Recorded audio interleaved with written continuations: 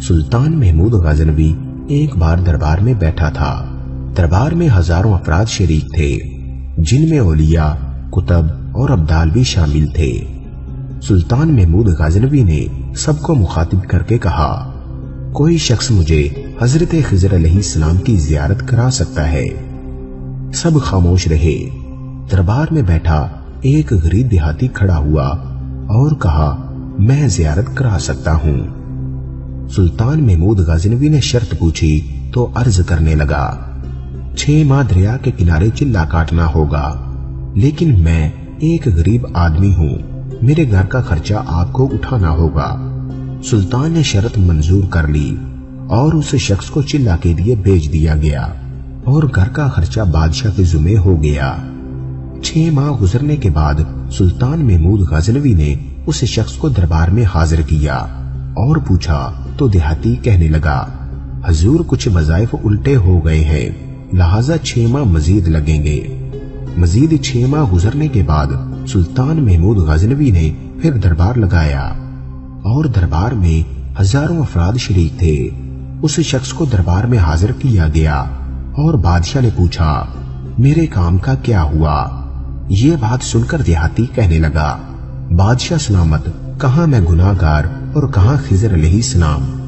میں نے آپ سے جھوٹ بولا، میرے گھر کا خرچہ پورا نہیں ہو رہا تھا، بچے بھوک سے مر رہے تھے، اس لیے ایسا کرنے پر مجبور ہوا۔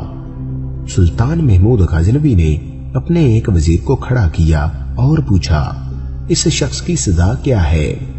وزیر نے کہا، اس شخص نے بادشاہ کے ساتھ جھوٹ بولا ہے، لہذا اس کا گلا کاٹ دیا جائے۔ دربار میں ایک نورانی چہرے والے بزرگ تشریف فرما تھے۔ کہنے لگے، بادشاہ سلامت، اس وزیر نے بالکل ٹھیک کہا۔ بادشاہ نے دوسرے وزیر سے پوچھا، آپ بتاؤ۔ اس نے کہا، اس شخص نے بادشاہ کے ساتھ فراڈ کیا ہے، اس کا گلا نہ کاٹا جائے بلکہ اسے کتوں کے آگے ڈالا جائے تاکہ یہ ذلیل ہو کر مرے اور اسے مرنے میں کچھ وقت تو لگے۔ دربار میں بیٹھے اسی نورانی چہرے والے بزرگ نے کہا، بادشاہ سلامت، یہ وزیر بالکل ٹھیک کہہ رہا ہے۔ سلطان محمود غزنوی نے اپنے پیارے غلام ایاز محمود سے پوچھا، آپ کیا کہتے ہو؟ ایاز نے کہا، بادشاہ سلامت، آپ کی بادشاہی سے 1 سال ایک غریب آدمی کے بچے پلتے رہے، آپ کے خزانے میں کوئی کمی نہیں آئی اور نہ ہی اس کے جھوٹ سے آپ کی شان میں کوئی فرق پڑا۔